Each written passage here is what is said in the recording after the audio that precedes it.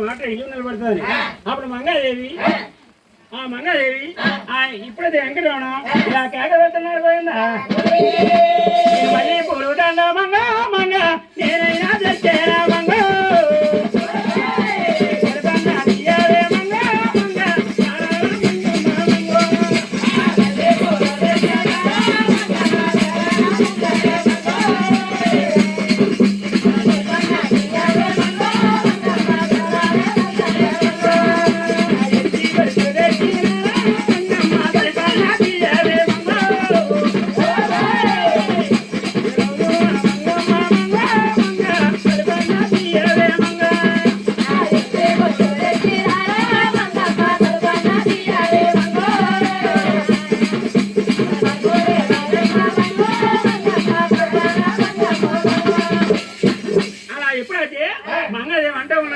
అంటే ఉంటే ఓ తగదియ ఆ మంగదేవి లోపల అంటుంది రమణ చెల్లెవరు అమ్మక రమణ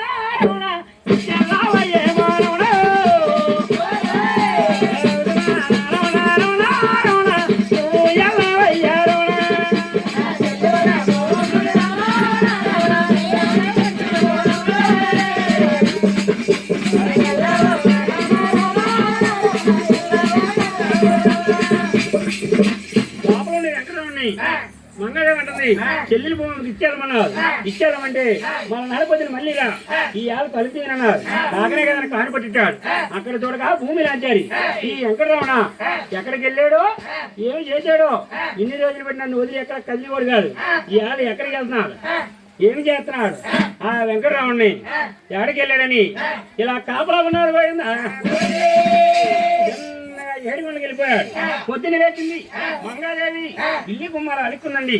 ఇల్లి కుమ్మారాలు ముగ్గులు పెట్టుకొని చిన్నగా గోవిందరాజపట్నం వెళ్ళి మా బావ గోవిందరాజు కొబ్బరి చెప్పానని చిన్నగా గోవిందరాజుతో చెప్పలాక చింతపడ్డారు. లక్ష్మీదేవితో చెప్పి ఏమంటుందంటే లక్ష్మీదేవి రాత్రి మీ మధ్య కోటకు వచ్చాడు. తలుపు తీయమన్నాడు.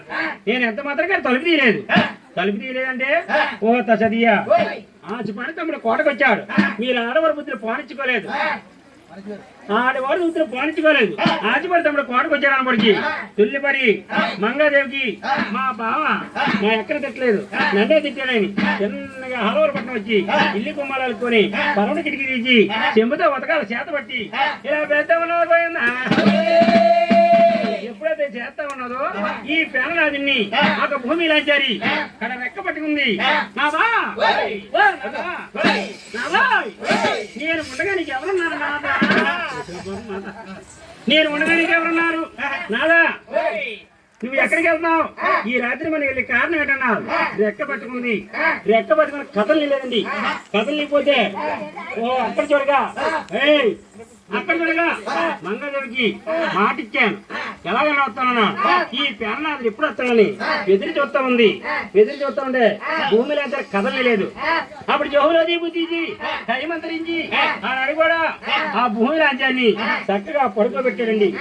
పడుకోబెట్టి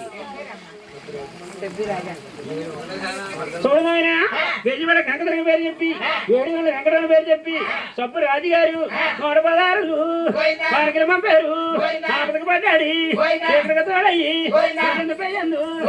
తల్లి